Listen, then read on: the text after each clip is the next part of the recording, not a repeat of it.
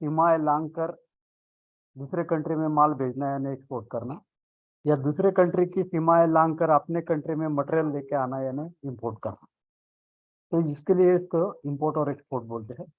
और simultaneously import और export के बारे में जानना चाहते हो तो थोड़ा सा पहला भी बैकग्राउंड आप लोगों को मालूमात होना चाहिए। इंपोर्ट और एक्सपोर्ट में दोनों कंट्रियों के पार्टीज इन्वॉल्व होते हैं। इंपोर्टर अलग कंट्री से रहेगा, एक्सपोर्टर अलग कंट्री से रहेगा। तो ये अंतर्राष्ट्रीय व्यवहार होता है और ये व्यवहार में सुचारू रूप से व्यवहार रहे, लोगों को तकलीफ ना हो, मटेरियल जाने के बाद पैसा ना डूबे, पैसा भेजने के बाद मटेरियल ना आए, ऐसे हालात पैदा ना हो, इसके लिए गवर्नमेंट बहुत सी जिम्मेदारी लेती है। और उसके लिए जब अंतर्राष्ट्रीय व्यवहार होता है तो उस वक्त हम लोगों को लिए यूनाइटेड नेशन ऑर्गेनाइजेशन करके जो मेन संस्था है वो अंतर्राष्ट्रीय स्वरूप के ऊपर स्तरों के ऊपर ये कंट्रोल करती है, इसका नियमन करती है, कंट्रोल करती है। तो हमेशा दिनों में हर कंट्री का योगदान रहता है, सभासदत्व रहता है। तो जितना भी देश पूरे वर्ल्ड में है वो पूरे के पूरे यूनाइटेड नेशन ऑर्गेनाइजेशन के सभासदत्व है और कंपलसरी लेना ही पड़ता है सभासदत्व। तो सभासदत्व लेने के बाद वो कंट्रीज को यूनाइटेड नेशन ऑर्गेनाइजेशन ने जो अलग अलग इंस्टीट्यूट बना के रखी है। सर आपका अगर ये स्लाइड नहीं चेंज हुआ है और आपका माइक अगर पास पकड़ सको तो अच्छा रहेगा। हाँ,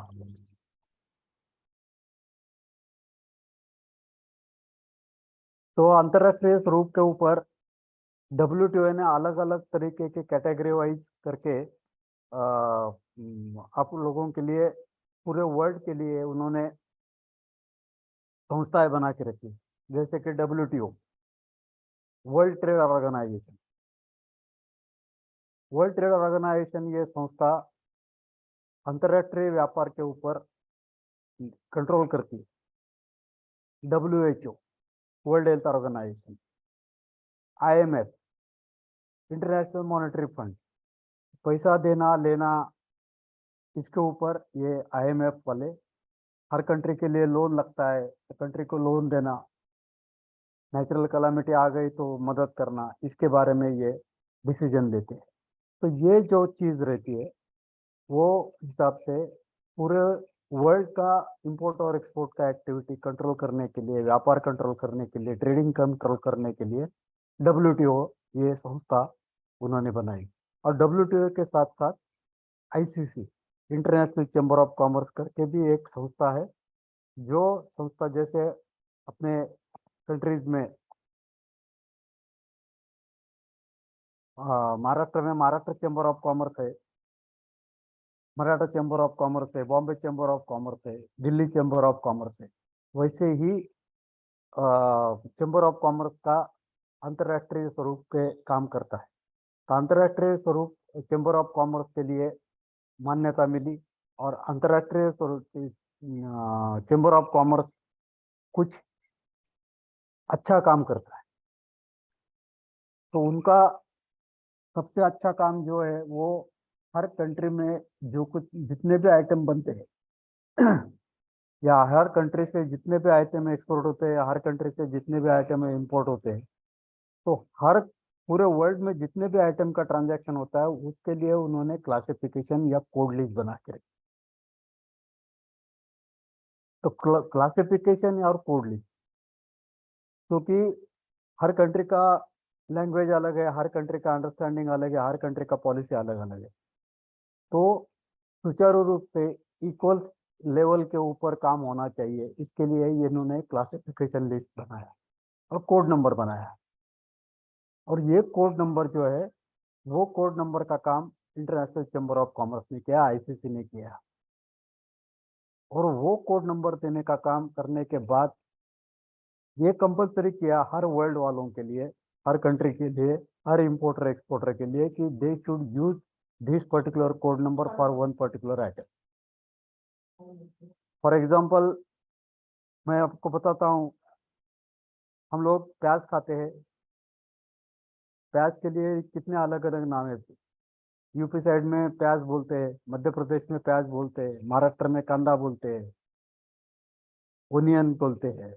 तो ये अलग अलग नाम से अलग अलग कंफ्यूजन होना जरूरी नहीं है। इसके लिए प्याज के लिए या ओनियन के लिए 0703 ये कोड बना है। ऐसा हर आइटम के लिए बना है। पूरे वर्ल्ड में लाखों करोड़ों आइटम रहेंगे, लाखों करोड़ों आइटम के लिए इन्होंने कोड नंबर बना के रखे और वो कोड नंबर का बुक उन्होंने पब्लिश किया। उसको बोलते हैं इंटरनेशनल क्लासिफिकेशन लिस्ट या टैरिफ लिस्ट। तो टैरिफ लिस्ट बनाने के बाद उन्होंने वो पब्लिश किया और उसका बुक पब्लिश किया। उसके बुक में जैसे हमारे पाठ्य पुस्तकों में फर्स्ट नंबर का दड़ा, सेकंड नंबर का चैप्टर, थर्ड नंबर का चैप्टर, ऐसे चैप्टर रहते हैं। अब मैथमेटिक्स के रहेंगे या मराठी के रहेंगे या इंग्लिश के रहेंगे, हिस्ट्री के रहेंगे। तो उसकी तरह से ये ITC-HS कोड उन्होंने बना के उसको पब्लिश किया। उसको हार्मोनाइज सिस्टम कहते हैं। ITC-HS code, harmonise system code, HSN code. तो ये कोड नंबर का यूटिलाइजेशन करना उन्होंने हर कंट्री के लिए कंपलसरी किया। तो वो बुक में 1 से लेके 98 तक चैप्टर है, 1 से लेके 98 नंबर तक चैप्टर है। तो हर चैप्टर में कोई ना कोई आइटम उन्होंने कवर किया। तो उसका भी लिस्ट पब्लिश किया। 1 नंबर चैप्टर में पूरे लाइव प्राणी है, सजीव प्राणी। 2 नंबर में सजीव प्राणियों से बने हुए वस्तुएं। 3 नंबर में मासे, फिश। 72 नंबर्स में मेटल, लोखंड। 73 में मेटल्स, लोखंड से बने हुए आर्टिकल्स। 74 में कॉपर। 84 में मशीनरी। 84 नंबर का चैप्टर सबसे बड़ा चैप्टर है, जिसमें हर आइटम का मशीनरी का इन्वॉल्वमेंट, सुई से लेके न्यूक्लियर मशीनरी तक। तो 84 नंबर चैप्टर में मशीनरी आ गई, कैपिटल गुड्स। 85 में इलेक्ट्रिकल वस्तुएं आ गई। 87 नंबर चैप्टर में ऑटोमोटिव आ गए, 2 व्हीलर्स आ गए, 3 व्हीलर्स आ गए, 4 व्हीलर्स आ गए। तो ये 55 नंबर में 45 से लेके 55 नंबर तक कपड़ा आ गया, कापड़ आ गया, कपड़े से बना हुआ अलग अलग मटेरियल आ गया, कपड़े से बना हुए अपैरल आ गए, शर्ट आ गए, पैंट आ गए। तो ये उसको हर आइटम के लिए कोडिफिकेशन बनाया। 7 नंबर चैप्टर में खाने के पदार्थ आ गए। 8 नंबर चैप्टर में मसाले आ गए। 6 नंबर चैप्टर में दूधा के पदार्थ आ गए। तो ये सब चीजें कोडिफिकेशन करने का बहुत ही इम्पोर्टेंट और सुचारू रूप से काम करने के लिए एक सुविधाजनक काम इंटरनेशनल चैम्बर ऑफ कॉमर्स ने किया। दूसरी बात इंटरनेशनल चैम्बर ऑफ कॉमर्स ने की कि पेमेंट ट्रांसफर करना है। तो हर कंट्री का अलग अलग करेंसी रहेगा। अपना करेंसी, इंडियन रुपीज का करेंसी जापान वाला छाप नहीं सकता है, प्रिंट नहीं कर सकता है। अमेरिकन डॉलर हम लोग प्रिंट नहीं कर सकते। तो हर कंट्री का एक्सचेंज रेट, फॉरेन एक्सचेंज, ये उसका खुद का जिम्मेदारी। करेंसी, उसका इम्पोर्टेंस उसको मालूम है, उसका कॉन्फिडेंशियलिटी उसको मालूम है। तो उसके लिए जब अंतर्राष्ट्रीय व्यवहार होता है, तब उस व्यवहार में पैसों का आदान प्रदान बनाने के लिए अंतर्राष्ट्रीय स्वरूप की करेंसी इन्वॉल्व हो जाती है। अमेरिका में मटेरियल जा रहा है तो डॉलर में ट्रांजैक्शन होगा, इंग्लैंड में जा रहा है तो पाउंड स्टर्लिंग में होगा, जापान में जा रहा है तो जापानीज येन में होगा, दुबई में जा रहा है तो रियाद में होगा। तो ये अलग अलग तरीके से एक्सपोर्ट के ट्रांजैक्शंस करने के लिए पेमेंट इन्वॉल्व हो गया वो करेंसी छापने का काम, since it is in the favour of the one particular country, तो वो उसका बंदोबस्त करने के लिए पेमेंट टर्म्स बनाया। उसका डिलीवरी, मटेरियल डिलीवरी करने के लिए अलग अलग डिलीवरी टर्म बनाए, इनको टर्म्स बनाए, और वो इनको टर्म्स में काम करना, वो पेमेंट टर्म में काम करना, ये इम्पोर्टेंट बात उन्होंने डिसाइड करके कंट्रोल किया, नियम किया। तो इंटरनेशनल डिलीवरी टर्म में क्या कौन सी डिलीवरी टर्म रहेगी? अभी उत्तर प्रदेश में मटेरियल चाहिए दिल्ली में, तो दिल्ली में मटेरियल कहाँ चाहिए, ये भी इम्पोर्टेंट है।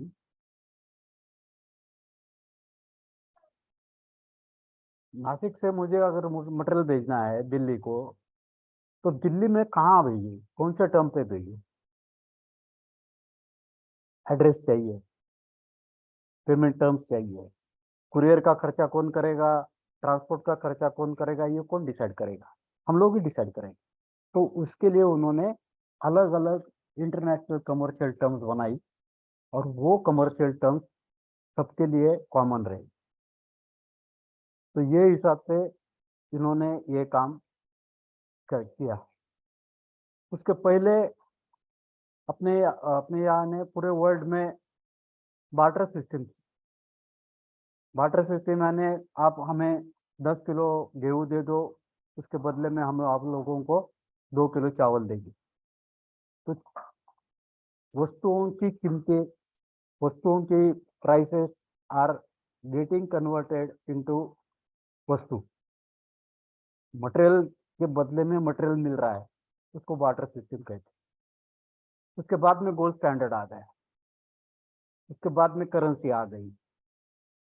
अभी हम लोग इंडियन रुपीज में भी ट्रांसपोर्ट पेमेंट ट्रांसपोर्ट कर सकते हैं। Internationally Indian rupee is accepted by all country. तो फॉरेन एक्सचेंज में 100% फॉरेन करेंसी का काम इंडियन रुपीज में हो रहा है। उसके पहले, ये मैं दिसंबर 2022 की बात कर रहा हूँ, दिसंबर 2022 के पहले फॉरेन करेंसी में ही काम करना पड़ता था। एक्सपोर्ट का प्राइस डॉलर में देना पड़ता था, या वो पर्टिकुलर कंट्री के करेंसी में देना पड़ता था। अभी यू कैन इंडियन रुपीज में भी कोटेशन दे सकते हो, इंडियन रुपीज में भी आपको इंडियन रुपीज मिलेगा। इससे क्या बेनिफिट हुआ ये बाद में बताऊंगा मैं आपको। तो ये मेन काम WTO ने किया, ICC ने। वैसे ही जैसे WTO और ICC ये दोनों कामों के लिए नियम बनाते हैं, कानून बनाते हैं, उसी तरीके से हर कंट्री का एक फॉरेन एक्सचेंज डिपार्टमेंट अलग रहेगा, फाइनेंस डिपार्टमेंट अलग रहेगा, जो आने जाने वाले वस्तुओं की कीमतों के फॉरेन एक्सचेंज में कंट्रोल करेगा। और सिमिलरिटी पॉलिसी, फॉरेन ट्रेड का पॉलिसी बनाएगा। तो फॉरेन ट्रेड का पॉलिसी बनाने के लिए भारतीय सरकार का मिनिस्ट्री ऑफ कॉमर्स है। मिनिस्ट्री ऑफ कॉमर्स वाले लोग और मिनिस्ट्री ऑफ फाइनेंस वाले लोग ये अंतर्राष्ट्रीय स्तरों का कंट्रोल करते हैं। As per as government of India is concern, Bharat देश का विचार करते हुए भारत देश का फॉरेन ट्रेड का पॉलिसी बनाने का काम, उसका इम्प्लीमेंटेशन करने का काम ये मिनिस्ट्री ऑफ कॉमर्स करती है। पीयूष गोयल साहब हमारे कॉमर्स मिनिस्टर है, रेल मिनिस्टर भी है। तो ये लोग फॉरेन ट्रेड का पॉलिसी बनाते। तो गवर्नमेंट ऑफ इंडिया की तरफ से, भारत सरकार की तरफ से फॉरेन ट्रेड का पॉलिसी बनाना और उसका इम्प्लीमेंटेशन करने का काम ये मिनिस्ट्री ऑफ कॉमर्स बनाती है। और पैसों का आदान प्रदान करने का काम ministry of finance, ministry of finance के अंडर कस्टम, GST, बाद में इनकम टैक्स, बाद में बैंक का, ये सब आ गए, इसकी उन्हीं के अंडर है। तो फॉरेन ट्रेड का पेमेंट आने के लिए, फॉरेन ट्रेड का पेमेंट लाने के लिए, भेजने के लिए बैंक को, बैंक थ्रू ऑथराइज कर दें। तो ये सब WTO का और इंटरनेशनल चैम्बर ऑफ कॉमर्स का और अपना गवर्नमेंट ऑफ इंडिया का थोड़ा सा बैकग्राउंड मैंने आपको बताया। तो as per as foreign trade policy of government of India is concern, तो फॉरेन ट्रेड का पॉलिसी 5 साल के लिए पब्लिश होता है। 5 साल में डेली उसमें कुछ न कुछ चेंजेस होते रहते हैं और वो चेंजेस इम्प्लीमेंट करने का काम गवर्नमेंट ऑफ इंडिया का डीजीएफटी करके जो डिपार्टमेंट है, director general of foreign trade, वो करते हैं। तो वो करने के लिए उन्होंने अलग अलग रूल्स बना, मॉडल्स बना के रखे हैं। तो as per as foreign trade policy of government of India is concern, कोई भी आदमी को, कोई भी इंस्टीट्यूट को, कोई भी व्यक्ति को, कोई भी संस्थाओं को अगर इंपोर्ट या एक्सपोर्ट में काम करना है, मटेरियल भेजना है, मटेरियल लाना है, ट्रेडिंग करना है, तो उसके लिए उनको कुछ रूल्स रेगुलेशंस बनाए, वो फॉरेन ट्रेड पॉलिसी में रहते हैं। वो फॉरेन ट्रेड पॉलिसी का पहला इम्पोर्टेंट मैंडेटरी रिक्वायरमेंट यह है कि कोई भी आदमी को भारत में से इंपोर्ट या एक्सपोर्ट में से काम करना है तो he has to obtain import export license. Sir sorry to interrupt but will move presentation, अपना बहुत कुछ बाकी है, तो हाँ presentation के हिसाब से मूव करते आगे। जी जी। तो फॉरेन ट्रेड पॉलिसी के हिसाब से इंपोर्ट और एक्सपोर्ट का कोड नंबर मिलना, यानी इंपोर्ट एक्सपोर्ट का लाइसेंस लेना जरूरी किया है, without which you can not do the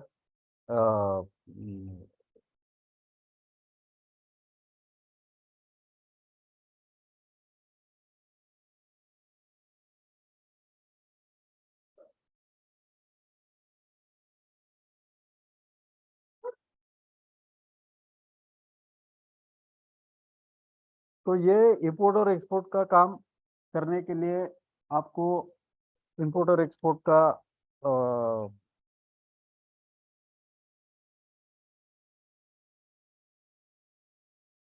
licence लेना जरूरी है, which is the mandatory requirement of government of India.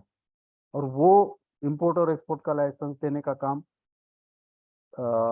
ये फॉरेन ट्रेड डिपार्टमेंट करता है, डीजीएफटी डिपार्टमेंट करता सर है। आपका स्लाइड प्रेजेंटेशन फॉर्मेट में नहीं दिखा है, प्लीज स्लाइड सिलेक्ट करके प्रेजेंटेशन कर कीजिए। हाँ,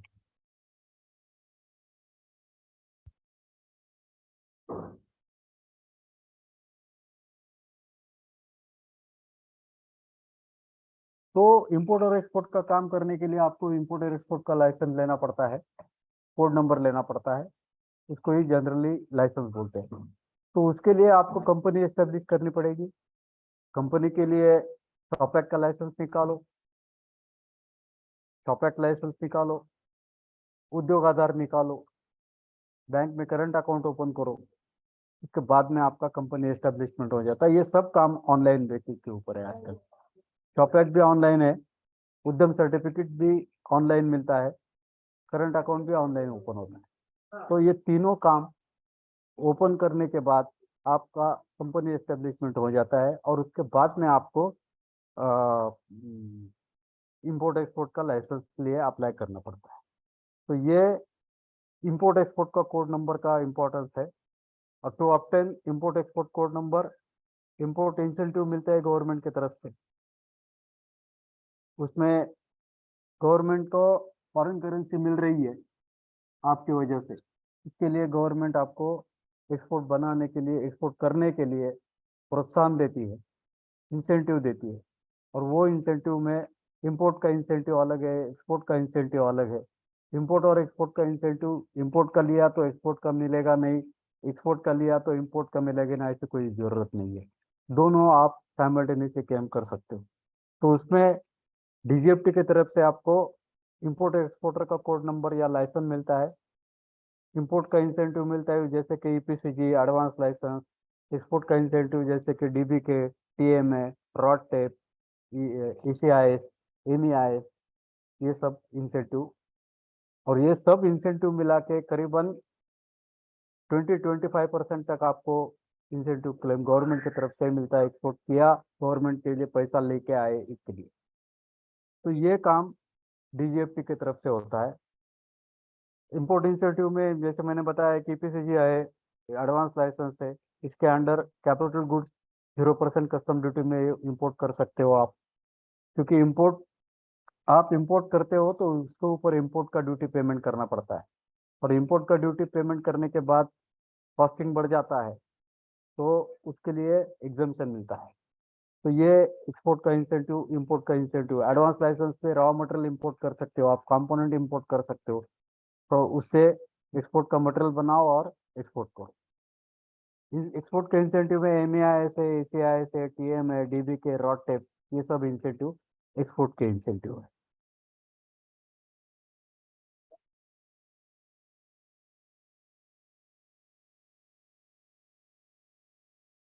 डिलीवरी टर्म्स बनाने के लिए उन्होंने एक्सवर्क्स डिलीवरी टर्म बनाई है। आप एक्सवर्क्स में भी काम कर सकते हो, FOB में भी काम कर सकते हो। C&F करके एक डिलीवरी टर्म है, CIF करके है, DDU है, DDP है। ये सब डिलीवरी टर्म्स आपको इंपोर्ट और एक्सपोर्ट करते वक्त मालूमात होनी चाहिए, क्योंकि सामने वाली पार्टी DDU की बात कर रही है और आपने कोटेशन बना के दिया है एक्सवर्क्स का, तो बाकी का खर्चा आपको करना पड़ेगा, आपके गले में आएगा। It is on your head. तो हर डिलीवरी टर्म का meaning, definition international chamber of commerce ने पब्लिश किया। एक्सवर्क्स यानी आप एक्सपोर्ट का ऑर्डर का मटेरियल क्वांटिटी उतना ही मैन्युफैक्चर करेंगे, पैकिंग करेंगे और आपके दरवाजे पे ऊपर रखेंगे, डोर स्टेप पे रखेंगे। वहां से उठा के लेके जाना, बाय एयर लेके जाना, बाय सी लेके जाना, बाय पोस्ट पार्सल लेके जाना, ये सब डिसाइड करेगा इंपोर्टर। तो वो इनको टर्म्स का मीनिंग आपको मालूम होना चाहिए। इनको टर्म्स का मीनिंग के हिसाब से आपका रिस्पॉन्सिबिलिटी, पेमेंट का रिस्पॉन्सिबिलिटी और मटेरियल डिलीवर करने का रिस्पॉन्सिबिलिटी फिक्स होता है। इंपोर्टर का डिलीवरी का रिस्पॉन्सिबिलिटी फिक्स होता है, पेमेंट देने का रिस्पॉन्सिबिलिटी फिक्स होता है। तो ये डिलीवरी टर्म्स रहते हैं। बाद में पेमेंट टर्म्स में टेलीग्राफिक ट्रांसफर करके, जैसे हम लोग लोकली ट्रांजैक्शन करते वक्त कैश में पेमेंट देते हैं, कभी चेक देते हैं, कभी DD देते हैं, कभी आजकल RTGS होता है, NEFT होता है। इतने सारे ऑप्शन हम लोगों को लोकल ट्रांजैक्शन करने के लिए, पेमेंट ट्रांजैक्शन करने के लिए अवेलेबल है। वैसे ही अंतर्राष्ट्रीय स्वरूप के ऊपर पेमेंट ट्रांसफर करने के लिए या पेमेंट लाने के लिए टेलीग्राफिक ट्रांसफर और लेटर ऑफ क्रेडिट, ये दो तरीके अवेलेबल गवर्नमेंट ने करके रखे अंतर्राष्ट्रीय स्तर के ऊपर। तो टेलीग्राफिक ट्रांसफर यानी as good as advance payment और cash payment. Letter of credit यानी बाद में पेमेंट देगा। तो लेटर ऑफ क्रेडिट में भी अलग अलग दो टाइप है। Letter of credit at sight, LC at sight बोलते हैं उसको। बैंक थ्रू पेमेंट आता है। Safest way is to get the payment through letter of credit. उसमें सामने वाली पार्टी की बैंक और सामने वाली पार्टी की bank on his behalf exporter को यानी आपको और आपके बैंक को मटेरियल पेमेंट करने का एश्योरेंस देती है, राइटिंग गारंटी देती है। तो safest way is to get the payment और ऑफ एक्सपोर्ट और send the payment of import through letter of credit. तो बैंक टू बैंक गारंटी रहती है। तो ये भी हम लोगों को ये कोर्स में मालूम पड़ेगा।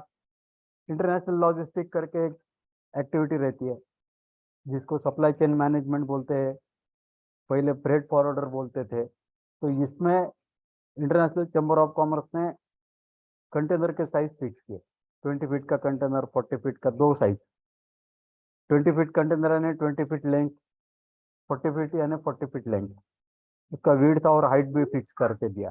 तो उसका डिजाइन बनाने का काम इंटरनेशनल चैम्बर ऑफ कॉमर्स से किया। तो कौन से रूट से, कौन से माध्यम से आपको मटेरियल भेजना है, इसका भी आपको डिसीजन लेना पड़ता है। एयर से मटेरियल भेजते वक्त एयर का मटेरियल ज़्यादा से ज़्यादा 72 आवर्स में पहुंच जाता है, 3 दिन के अंदर पहुंच जाता है। वही मटेरियल का ट्रांजिट टाइम जहाज से अगर आप भेजते हो तो 8 दिन, 15 दिन, depending upon the destination country का डिस्टेंस कितना है उसके ऊपर डिपेंड करता है। तो उसके लिए रेट कम मिलेगा लेकिन टाइम ज़्यादा लगेगा। तो वो शिपिंग एजेंसी के चार्जेस रहते हैं, एयरलाइंस के चार्जेस रहते हैं, ब्रेक बल के चार्जेस मिलते हैं। तो ये सब काम करने वाले लोग जो रहते हैं उनको बोलते हैं फ्रेट फॉरवर्डिंग और CH, कस्टम हाउस एजेंट या फ्रेट फॉरवर्डिंग एजेंट। तो उसके लिए भी उन्होंने प्रावधान रखा है, और अलग अलग टाइप के मोड के ऊपर आप मटेरियल भेज सकते हो या लेके आ सकते हो, depends upon the emergency of the material कितना है। तो ये भी काम आप लोग देख सकते हो, ये कोर्स में आप लोगों को सिखाया जाएगा। कस्टम का प्रोसेस भी आप लोगों को सिखाया जाएगा। कस्टम के प्रोसेस में पूरा कस्टम का इंपोर्ट का प्रोसीजर क्या रहेगा, एक्सपोर्ट का प्रोसीजर क्या रहेगा, डॉक्यूमेंट कौन से लगते हैं, डॉक्यूमेंट में क्या क्या डॉक्यूमेंट कौन से, उसका डिस्ट्रीब्यूशन कैसे रहेगा, पोस्ट एक्सपोर्ट डॉक्यूमेंट कौन से रहेंगे, प्री एक्सपोर्ट डॉक्यूमेंट कौन से रहेंगे, ये सब चीज़ें आप लोगों को सिखाई जाएगी। एक्सपोर्ट करते वक्त शिपिंग बिल बनता है कस्टम में, बिल ऑफ लैडिंग का इम्पोर्टेंस क्या रहता है, जहाज का बिल ऑफ लैडिंग मिलता है, एयरवे बिल का इम्पोर्टेंस क्या रहता है, इंपोर्ट करते वक्त आपको कस्टम ड्यूटी पेड करनी पड़ती है, कस्टम का टैरिफ कैसे पड़ना है, कस्टम के टैरिफ में क्या क्या मिलता है, वेयर हाउसिंग चार्जेस क्या रहते हैं, कस्टम हाउस एजेंट का फीस क्या रहता है, ये सब चीज़ें आपको ये कोर्स में सिखाई जाएगी। हम लोग सिखाने का मतलब यह है कि आप लोगों को ये पूरी मालूमात होनी जरूरी है। इम्पोर्टेंट पॉइंट इज दैट आप लोगों को इसका मालूमात होना जरूरी है। बाद में कस्टम का लॉजिस्टिक कॉस्ट कैसे वर्कआउट करना है, कोटेशन कैसे तैयार करना है, इसका एग्जाम्पल भी लिया जाता है। विथ एग्जाम्पल आप लोगों को ये सिखाया जाता है कि कॉस्टिंग कैसे करना है, कौन से शिपिंग कंपनी के चार्जेस क्या है। शिपिंग कंपनी के खाली कंटेनर का भाड़ा या एयरप्लेन का भाड़ा, इतना भाड़ा नहीं रहता है, इतना एक्सपेंसेस नहीं रहता है। इसमें अलग अलग तरीके के एक्सपेंसेस रहते हैं। शिपिंग कंपनी के एक्सपेंसेस अलग है, एयरलाइंस के एक्सपेंसेस अलग है, TSC रहता है, DO चार्जेस रहते हैं, स्टैम्प ड्यूटी रहती है। तो इसका परसेंटेज क्या रहता है, तो ये आप लोगों को इसमें सिखाया जाएगा। और अंतर्राष्ट्रीय स्वरूप के ऊपर जब आप लोगों को काम करना है, तो सामने वाले पार्टी का ECGC क्रेडिट कैसे चेक करना है, सिविल रिकॉर्ड कैसे चेक करना है। आपने मटेरियल उसको उधारी में देना है, तो उधारी देने के बाद वो पैसा देगा नहीं देगा आपको मालूम नहीं है, तो उसका सिविल रिकॉर्ड चेक करने का काम, कैसे सिविल रिकॉर्ड चेक करना, ये भी सिखाया जाएगा। Various method to find out the buyer. तो बायर के लिए एक्सपोर्ट प्रमोशन काउंसिल है, अलग अलग कैटेगरी के एक्सपोर्ट प्रमोशन काउंसिल गवर्नमेंट ने बना के रखे हैं, और वो एक्सपोर्ट प्रमोशन काउंसिल वाले उसके बारे में आपका मार्केटिंग का काम करते हैं। वो कैटेगरी के मटेरियल का एक्सपोर्ट का रिक्वायरमेंट कितना है क्या है, ये एक्सपोर्ट का इंक्वायरी उनके वेबसाइट पे मिलता है। बाद में goforwardbusiness.com करके वेबसाइट है, प्राइवेट वेबसाइट, उसके थ्रू आप लोगों को कस्टमर मिलता है। तो कस्टमर मिलने के लिए क्या करना पड़ेगा, how to find the buyer, तो वो भी हम लोग सिखाते हैं। पेमेंट के ट्रांजैक्शन कैसे करने हैं वो भी सिखाते हैं। फाइनेंशियल साउंडनेस, कस्टमर का कैसा चेक करना वो भी सिखाते हैं। How to prepare the import cost sheet वो सिखाते हैं। What is the exchange rate, dollar का रेट आज का रेट क्या है, 15 दिन का कस्टम का रेट अलग रहता है, 15 दिन के लिए वो फिक्स रहता है। बैंकों का एक्सचेंज रेट डेली चेंज होता है, तो कौन से वक्त आपका इंपोर्ट का पेमेंट जाना चाहिए जिसमें आपको सेविंग, कॉस्ट सेविंग हो जाएगी, और कौन से वक्त में आपका पेमेंट आना चाहिए, इसका भी कुछ रूल्स रेगुलेशन है, वो भी आपको सिखाया जाएगा। तो ये सब कोर्सेज में आप लोगों को इंफॉर्मेशन दी जाती है, और आपको इसके लिए आगे अभी राम बताएंगे, क्वेश्चन आंसर्स कुछ रहेंगे तो भी चलेगा। Yes, thank you sir for wonderful guidance. हम अभी questions पे focus करेंगे, तो audience के जो भी questions है, आप आपके सारे questions आप chat box पे डाल सकते हो। बेसिकली कुछ questions already आए हैं। एक question ऐसा है कि sir what is DDU and DAP? DDU means door delivery duty unpaid और DAT means delivered at terminal. Door delivery duty unpaid यानी आप लोगों को एक्सपोर्ट करते वक्त यहाँ से आपके फैक्ट्री में से सामने वाले कंपनी के फैक्ट्री तक, कंट्री तक, उसके फैक्ट्री तक मटेरियल पहुंचाना है, दैट इज डोर डिलीवरी। और वहाँ के कंट्री का कस्टम ड्यूटी आपको पेड नहीं करना है, वहाँ तक का पूरा खर्चा आपका पेमेंट कॉस्टिंग में आना चाहिए। तो कस्टम ड्यूटी का पेमेंट वो पार्टी करेंगी, बाकी सब खर्चा आप करेंगे। तो इसका मतलब DDU, door delivery duty unpaid. अगला है कि सर HS का मीनिंग क्या है? HS code. HS means harmonise system nomenclature. पूरे वर्ल्ड में एक ही रूल्स रेगुलेशन के हिसाब से काम चलता है, उसके लिए हार्मोनाइज यानी एक संगत तरीके से काम होता है, इसके लिए harmonise system, HSN code, harmonise system nomenclature code. Okay, CHS licence भी इंक्लूड रहेगा क्या सर? इसमें कोर्स में हम CHS लाइसेंस सिखाएंगे क्या? CHA का लाइसेंस यानी CHA का एग्जामिनेशन रहता है, वो बताने के लिए अभी भी बोल सकता हूँ मैं, लेकिन CHA का एग्जामिनेशन रहता है, जैसे UPSC MPSC का एग्जामिनेशन रहता है, वैसे नेशनल लेवल का गवर्नमेंट ऑफ इंडिया का CHA का एग्जामिनेशन होता है, कस्टम डिपार्टमेंट थ्रू होता है। और वो एग्जामिनेशन पास करने के लिए रिटर्न एग्जामिनेशन होता है, वाइवा रहती है, और वो एग्जामिनेशन पास करने के बाद, वाइवा पास करने के बाद गवर्नमेंट ऑफ इंडिया की तरफ से आपको लाइसेंस मिलता है। So that person can act as a CHA, that is custom house agent. Okay, अगला है कि सर MSME के थ्रू एक्सपोर्ट रिक्वायरमेंट आता है या नहीं? MSME के थ्रू रिक्वायरमेंट नहीं आता है। MSME के थ्रू जो एक्सपोर्ट प्रमोशन काउंसिल बना के रखे हैं, एक्सपोर्ट प्रमोशन काउंसिल के थ्रू लाइसेंस एक्सपोर्ट का इंक्वायरी जाता है। MSME डायरेक्ट एक्सपोर्ट का इंक्वायरी नहीं देती है। ओके सर, ये बिजनेस में मिनिमम इन्वेस्टमेंट कितना रिक्वायर्ड है?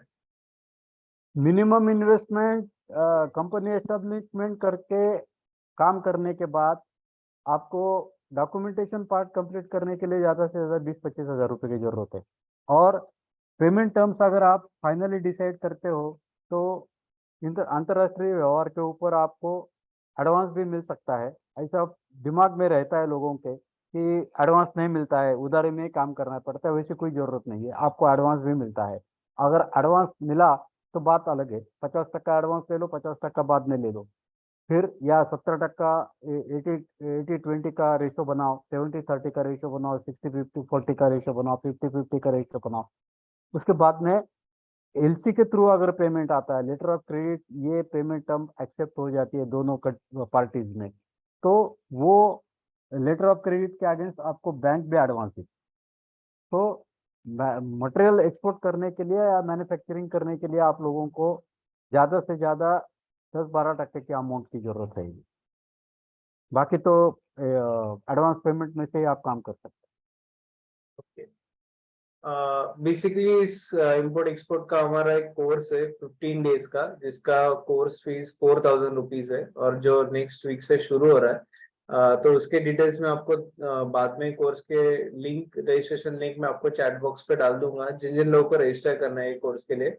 इसमें ये कोर्स में आपको डिटेल प्रोसेस पूरा समझाया जाएगा कि ये बिजनेस कैसे शुरू करें, और इसमें आप क्या क्या संधि है, और राइट फ्रॉम लाइसेंस से लेके प्रोसीजर पूरा जो है ये हम कोर्स में एक्सप्लेन कर दें।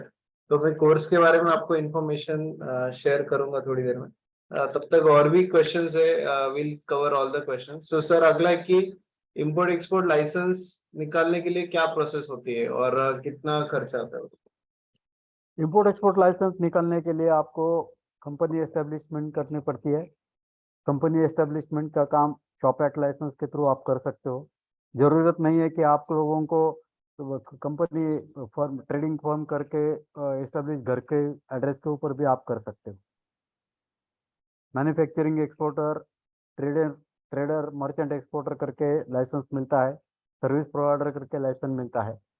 तो शॉप एक्ट लाइसेंस एस्टेब्लिश करो, ऑनलाइन प्रोसेस रहती है, 2 दिन के अंदर आपको शॉप एक्ट लाइसेंस मिल जाता है।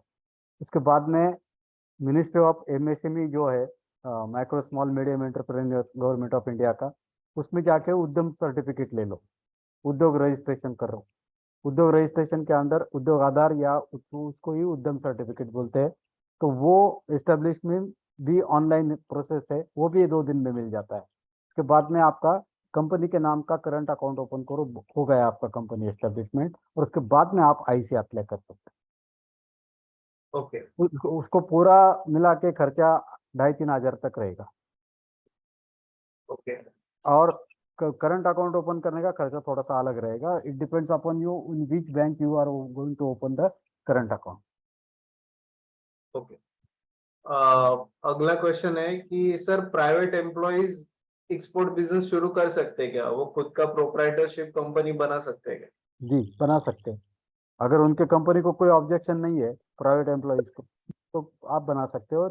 आप करना चाहते हो तो आप खुद करो, आपके नाम से एस्टेब्लिश करो कंपनी का, या फिर घर के लोगों के नाम से करो, पिताजी के नाम से, माँ के नाम से, या वाइफ के नाम से। ओके वो ओके काम। राइट।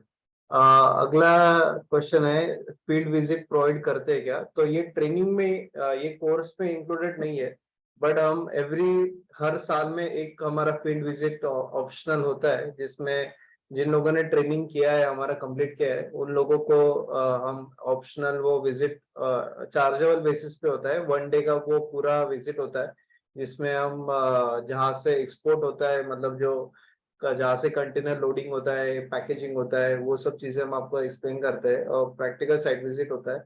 सो वो ड्राई पोर्ट विजिट करते हैं, तो वो 1 डे का विजिट वो साल में एक बार होता है। वो 3,000 चार्ज है उसके, वो 1 डे विजिट के, बट वो ऑप्शनल है, वो ये कोर्स में इंक्लूडेड नहीं है, बट आपको वो सिर्फ पार्टिसिपेंट्स को ही होता है। But that happens once a year, क्योंकि उसमें बहुत सारी परमिशंस लगती है ये सब प्रोसेस के लिए, तो वो साल में एक बार होता है। अगला क्वेश्चन है कि सर सप्लायर्स कैसे फाइंड करें? वही मैंने बताया ना कि सप्लाई। हेलो, हाँ ये तो आवाज ना। हाँ यस। हाँ, तो एक्सपोर्ट प्रमोशन काउंसिल का रजिस्ट्रेशन भी जरूरी थे सेकंड डॉक्यूमेंट्री पार्ट में। तो वो एक्सपोर्ट प्रमोशन काउंसिल के वेबसाइट के ऊपर आप लोगों को एक्सपोर्ट का इंक्वायरीज मिलता है। और प्राइवेट वेबसाइट जो मैंने बताया, goforwardbusiness.com, connect to India, exporters India, इनके थ्रू भी आप लोगों को मिलता है। Okay. Which countries are best investment destination? अभी आप फाइनेंशियल इन्वेस्टमेंट पूछ रहे हो या मटेरियल मटेरियल वाइज इन्वेस्टमेंट पूछ रहे हो? अगर ऐसा अगर होगा कि कौन से कंट्रीज में एक्सपोर्ट करना चाहिए, अगर कौन सी नहीं नहीं, अच्छी? ऐसा नहीं। सब सब कंट्री अच्छी है। जहाँ जहाँ आपको ग्राहक मिले वहाँ एक्सपोर्ट करो, कोई प्रॉब्लम नहीं। ओके खाली पेमेंट टर्म्स आपका फाइनल होना चाहिए, और पेमेंट टर्म के हिसाब से आपका पेमेंट आना चाहिए, बस। ओके। अगला है कि सर वैलिडिटी क्या होती है लाइसेंस की? इंपोर्टर एक्सपोर्टर कोड की वैलिडिटी 1 साल की रहती है। 1 साल के बाद उसको रिन्यूअल मिलता है। Okay every year you have to renew it. Okay. अगला है कि sir which product is having higher margin, agriculture या प्रोसेस प्रोडक्ट? मतलब किसको ज्यादा मार्जिन अच्छा होता है? प्रोसेस प्रोडक्ट में मार्जिन ज्यादा रहे। प्रोसेस प्रोडक्ट में मार्जिन ज्यादा जी। है। कस विच प्रोडक्ट, अभी कस्टमर कैसे फाइंड किए जाए उसके रिगार्डिंग बहुत क्वेश्चंस है। हमने आपको कुछ प्रोसेस समझा है, बट जो डिटेल एक्सप्लेनेशन है वो कोर्स में होगा, क्योंकि उसके लिए हम एक डेडिकेटेड सेशन होता है, जिसमें आपको पूरा सिर्फ कस्टमर्स कैसे फाइंड करना है वही प्रोसेस आपको पूरा डिटेल एक्सप्लेन करते हैं। ऐसा नेसेसरी नहीं है कि सिर्फ ऑनलाइन से ही होता है, आप डायरेक्ट कनेक्ट भी कैसे ढूंढ सकते हो वो भी हम आपको एक्सप्लेन करते हैं, और क्रेडिबिलिटी कैसे आप देख सकते हो वो हम पूरा कोर्स में एक्सप्लेन करते हैं उसके रिगार्डिंग। अगला है कि sir material export product, sir सबसे ज्यादा प्रोडक्ट्स क्या एक्सपोर्ट होते हैं मटेरियल में? मटेरियल में एग्रीकल्चरल प्रोडक्ट सबसे ज्यादा export. Process product, process food ज्यादा एक्सपोर्ट होते हैं। इंजीनियरिंग गुड्स में ऑटोमोबाइल कंपोनेंट एक्सपोर्ट हो रहे हैं। इलेक्ट्रॉनिक्स में इलेक्ट्रॉनिक चिप एक्सपोर्ट हो रहा है। प्लास्टिक में प्लास्टिक कंपोनेंट एक्सपोर्ट होते हैं। तो अलग अलग अलग टाइप के कैटेगरीज है, अलग अलग टाइप के कैटेगरीज में हर आइटम एक्सपोर्ट होता है। प्रोसेस फूड में सबसे ज्यादा process food agricultural goods export होता है। एक्सपोर्ट का रेवेन्यू का फिगर अगर आप 100% रेवेन्यू का फिगर आप देखना चाहते हो तो गवर्नमेंट ऑफ इंडिया का डीजीएफटी का रूल्स ने रिजर्व बैंक ने ऐसा डिक्लेयर किया है कि एग्रीकल्चरल और गुड्स एक्सपोर्ट करने वालों की तरफ से 30-40% का रेवेन्यू मिल रहा है। सर्विसेज एक्सपोर्ट करने वालों की तरफ से 30-40 का इन्वेस्टमेंट मिल रहा है और 20% का एक्सपोर्ट का रेवेन्यू गवर्नमेंट ऑफ इंडिया को मैन्युफैक्चरर की तरफ से मिल रहा है। मैं कुछ सिर्फ कोर्स के बारे में क्विकली समझा देता हूँ, फिर उसके बाद वापस हम क्वेश्चंस की ओर बढ़ेंगे। तो 17 अगस्त से हमारा ये इम्पोर्ट एक्सपोर्ट का कोर्स चालू हो रहा है। अभी जो हमारी नेक्स्ट बैच है 15 दिन ये लाइव ऑनलाइन होता है। हर रोज शाम को ये live online daily 1.5 hour, daily 1.5 घंटे का सेशंस होते हैं और ये सारे ऑनलाइन सेशंस है। तो इस कोर्स में हम स्टार्टिंग से समझेंगे कि सबसे पहले फर्म एस्टेब्लिशमेंट कैसे करें, उसके लिए क्या क्या डॉक्यूमेंट लगते हैं, फिर एक्सपोर्ट्स के लिए क्या क्या प्रोसेस है, लाइसेंसेस क्या लगते हैं, तो आई कोड है, ईपीसीजी लाइसेंस है, आइडेंटिटी कार्ड है, एमईआईएस के लाइसेंस है, एससीआईएस के लाइसेंस है। तो वो सारे लाइसेंसेस के बारे में हम जानेंगे एकदम और वो प्रैक्टिकली होगा। तो आपको चेकलिस्ट मिलेगा डॉक्यूमेंटेशंस का और एक्चुअल कौन से वेबसाइट पर रजिस्ट्रेशन करना है वो हम आपको प्रैक्टिकली सब सिखाएंगे। फिर उसके बाद इंपोर्ट एक्सपोर्ट के लिए क्या क्या जरूरी चीजें है, तो बायर सर्च कैसे करना है ऑनलाइन ऑफलाइन, फिर वो बायर सही है जेन्युइन है क्या फ्रॉड है वो कैसे आइडेंटिफाई करना है, मार्केट सर्वे कैसे करना है, फिर परचेसिंग पैकेजिंग के जो भी टर्म्स है वो कैसे डिफाइन करनी है वो हम समझाएंगे। फिर उसके बाद लॉजिस्टिक ट्रांसपोर्टेशन, ऑफकोर्स कंटेनर्स में आपको कैसे लोड करना है, ओशन फ्रेट कंटेनर्स है 20 फीट 40 फीट, तो कंटेनर्स के रिगार्डिंग आपको पूरा जानकारी देंगे। फिर कौन से स्टेक होल्डर्स इन्वॉल्व है, जैसे सीएचए है, फ्रेट फॉरवर्डर है, एक्सपोर्ट प्रमोशन काउंसिल्स है, तो उन लोगों का क्या क्या रोल होता है ये पूरे प्रोसेस में और उनके साथ कैसे काम करना है वो हम पूरा डिटेल में समझेंगे। फिर उसके बाद पेमेंट एंड फाइनेंस, तो पेमेंट टर्म्स आपको कैसे डिसाइड करनी है, फिर इंटरनेशनल पेमेंट कैसे होता है, ट्रांजेक्शन कैसे होते हैं, लैंडेड कॉस्ट शीट कैसे बनाए, आरबीआई के क्या क्या रूल्स है वो हम पूरा समझेंगे। गवर्नेंस क्या क्या होता है, इंसेंटिव कैसे मिले, गवर्नमेंट का क्या क्या रोल होता है, और इंसेंटिव्स के बारे में स्पेशल होता है कि बेसिकली आपको बहुत ज्यादा आपका जो मेजोरिटी प्रॉफिट है वो इंसेंटिव पे डिपेंडेंट है। तो आपको इंसेंटिव कैसे क्या क्या एप्लीकेबल है, कैसे मिलाना है ये जानना बहुत जरूरी है। तो वो आपको इंसेंटिव्स के बारे में भी पूरा गाइड करेंगे। और कुछ क्वेश्चंस की करंट अकाउंट कैसे खोलना है बैंक्स में, फिर बायर कैसे फाइंड करना है, उसका हैंडल कैसे करना है, कौन सी लैंग्वेज में बात करना है, तो वो सारी चीजें प्रैक्टिकली आपको एक कोर्स में गाइड किए जाएंगे।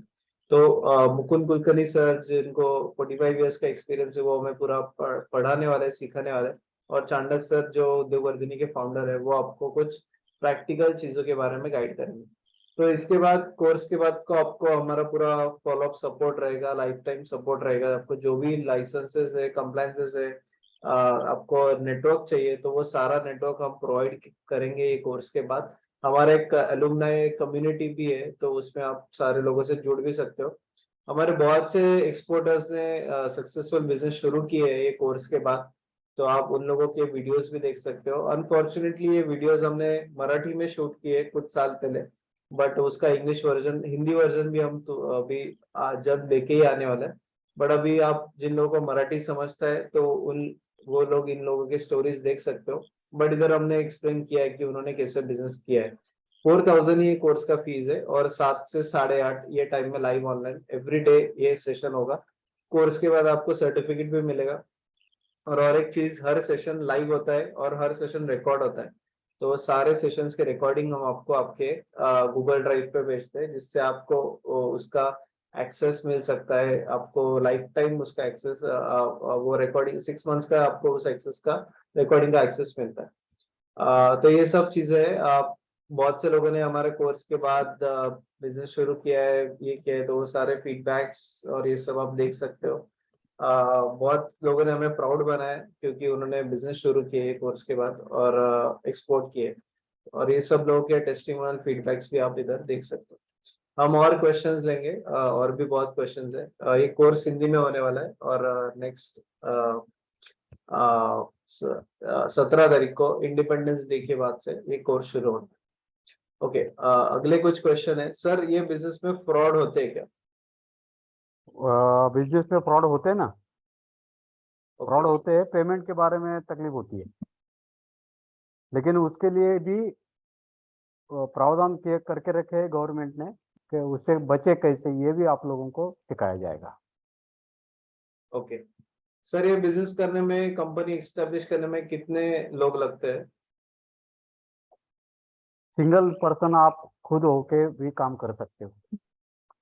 ओके सर, फूड इंडस्ट्री में कुछ एडिशनल सर्टिफिकेशन लगता है? और फसाई का लाइसेंस लगेगा फूड इंडस्ट्री में, फसाई का फूड एंड सेफ्टी का।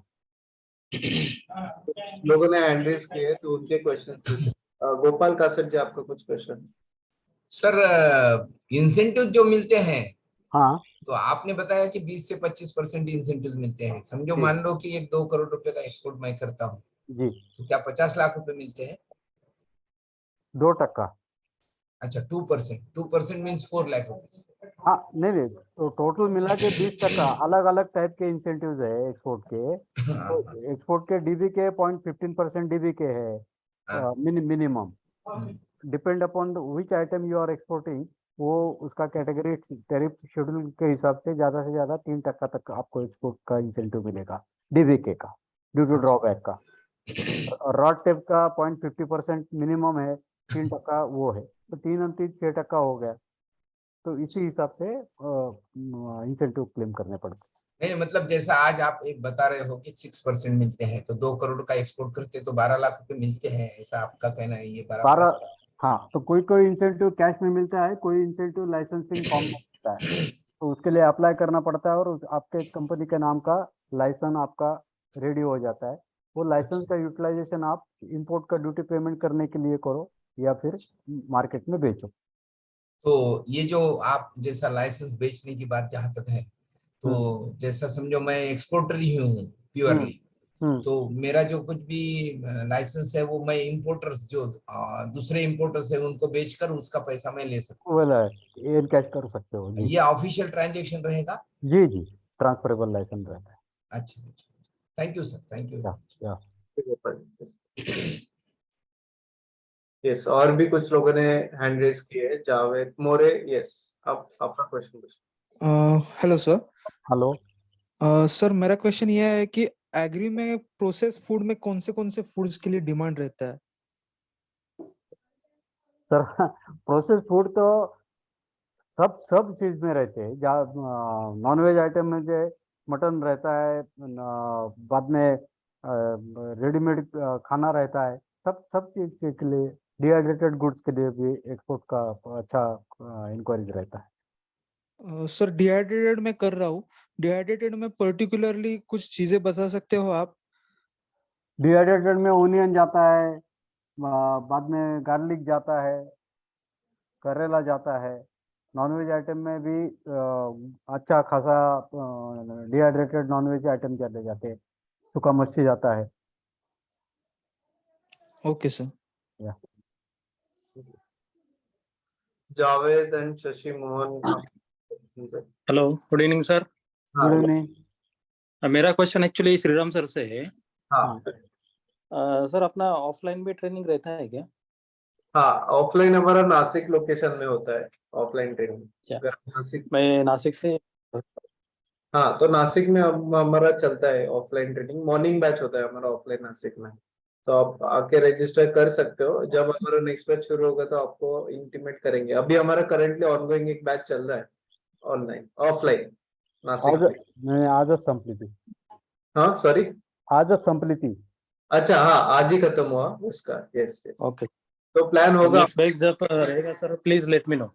हाँ, आप सिर्फ इंक्वायरी आप डाल देना ऑफिस के नंबर पे, तो आपको इंटीमेट कर देंगे उससे। Okay sir, thank you. Number डाल देता हूँ, या वेबसाइट पे जो लिंक भेजा है मैंने रजिस्ट्रेशन का, वहां पे आप अगर इंक्वायरी डाल दो तो आपको कॉल आ जाएगा। Yes sir, thank you. Shashi Mohan Nanda, आपका कुछ क्वेश्चन है?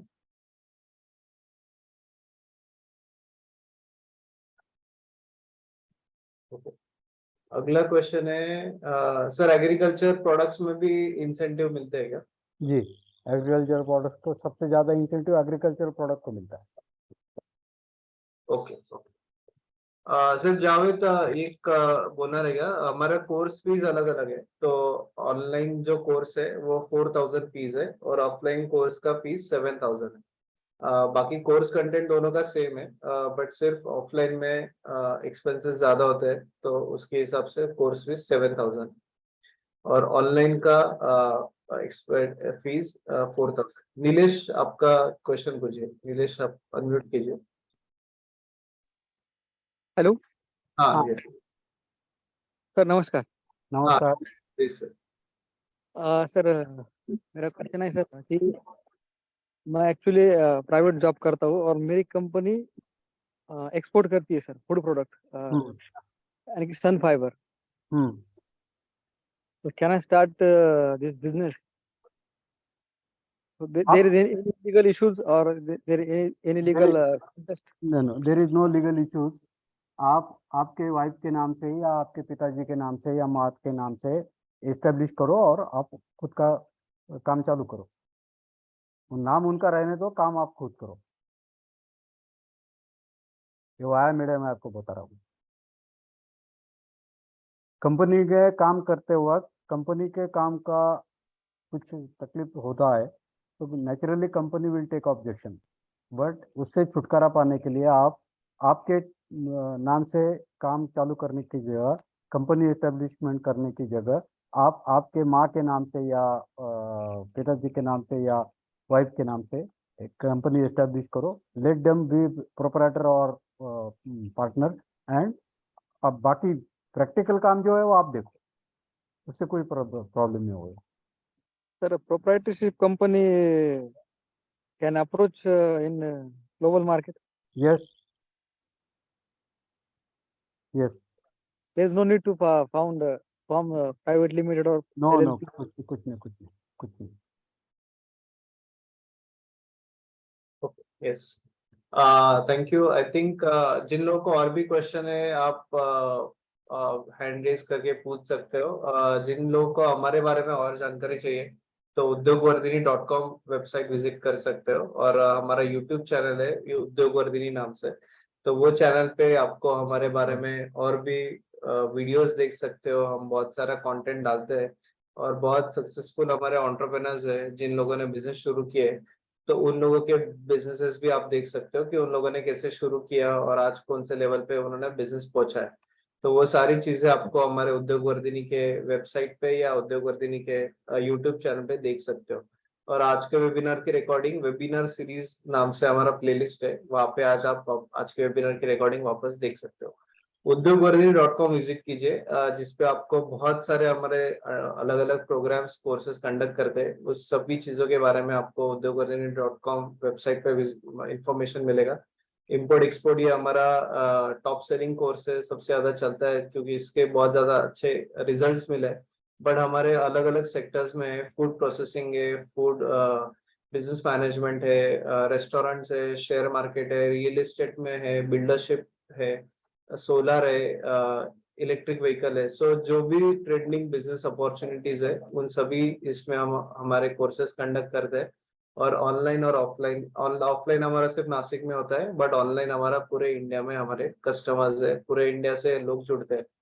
तो udyogvardhini.com पे आप सारी इंफॉर्मेशन देख सकते हो। और हम बहुत पार्टनरशिप्स भी करते हैं, कुछ इंडस्ट्रीज के साथ पार्टनरशिप्स भी है, तो वो आपको नेटवर्क मिल जाता है उस सब चीजों से। और हमारे सक्सेसफुल एंटरप्रेन्योर्स है उन सभी के स्टोरीज आप उद्योगवर्धिनी वेबसाइट पे देख सकते हो। सो हमारा यही मिशन है कि सब एंटरप्रेन्योरशिप डेमोक्रेटाइज करना है और ज्यादा से ज्यादा प्रैक्टिकल ट्रेनिंग लोगों तक पहुंचाना है। यही मिशन से हम 1995 से काम कर रहे हैं। Okay, so I think we have covered all the questions. So thank you so much everyone for joining us. Thank you, Kulkarni sir, for wonderful guidance. And have a good night everyone. जिन लोगों को ये course के लिए register करना है, आप udyogvardhini.com पे जाके रजिस्ट्रेशन कर सकते हो। So thank you. And link मैंने चैट बॉक्स पे डाला है ये कोर्स रजिस्ट्रेशन का, तो आपको रजिस्ट्रेशन आप वहाँ पे कर सकते हो। आपको एक छोटा सा इन्वेस्टमेंट है 4000 का, बट ये आपको बहुत ज्यादा फायदेमंद होगा। आप जब ये बिजनेस शुरू करोगे और आप जब छोटी छोटी चीजों का आपको पूरा डिटेल में जानकारी मिलेगा, तो लाखों का नुकसान ना हो, फ्रॉड ना हो, या लाखों के इंसेंटिव आपसे मिस ना हो जाए, ये सभी चीजों के लिए आपको ये मार्गदर्शन मिलना बहुत जरूरी है। तो ये कोर्स में आपको पूरा डिटेल में गाइडेंस मिलेगा। सो हमारा जो न्यू बैच है 17 अगस्त से शुरू हो रहा है।